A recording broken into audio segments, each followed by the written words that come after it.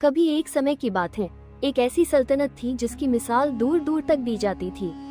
वहाँ का राजा न्यायप्रिय और प्रजा हितैषी था। कई वर्षों तक राज्य में शांति बनी रही, खेतियाँ लहलहाती रही, बाजार रौनक से भरे रहे और किले सुरक्षित खड़े रहे। पर समय किसी पर एक सा नहीं रहता। राजा अब वृद्ध हो चुका था, उसकी कमर झुक गई थी और बाजुओं में पहले जैसी ताकत नहीं रही थी। सेना, जो कभी हजारों वीर सिपाहियों से भरी रहती थी, अब केवल कुछ सैकड़ों थके हारे जवानों तक सीमित रह गई थी। इसी मौके का फायदा उठाने के लिए पड़ोसी राज्य के दुश्मन ने आक्रमण की तैयारी की। उसे मालूम था कि बूढ़ा राजा उसकी सेना का सामना नहीं कर पाएगा। दुश्मन का लश्कर बहुत शक्तिशाली था। घोड़ों की टापों से जमीन कांप उठती थी और हाथियों की चिंगार से आसमान गूंजता था। हर सैनिक लोहे की बख्तरबंद कवच में लिपटा हुआ था।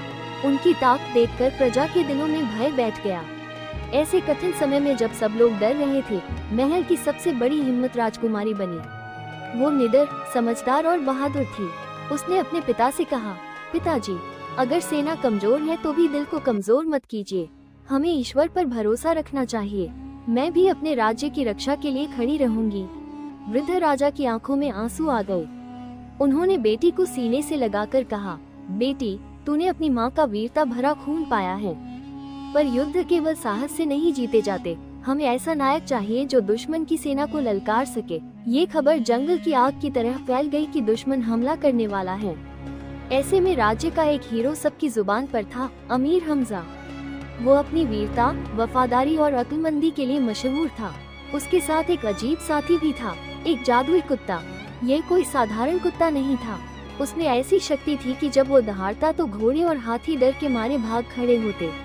अमीर हमजा दरबार में आया और राजा के सामने झुककर बोला, जहां पनाह। दुश्मन का लश्कर कितना भी बड़ा क्यों न हो, अगर इरादा मजबूत हो तो पहाड़ भी हिल सकते हैं। मैं अपनी जान देकर भी इस सल्तनत की रक्षा करूंगा।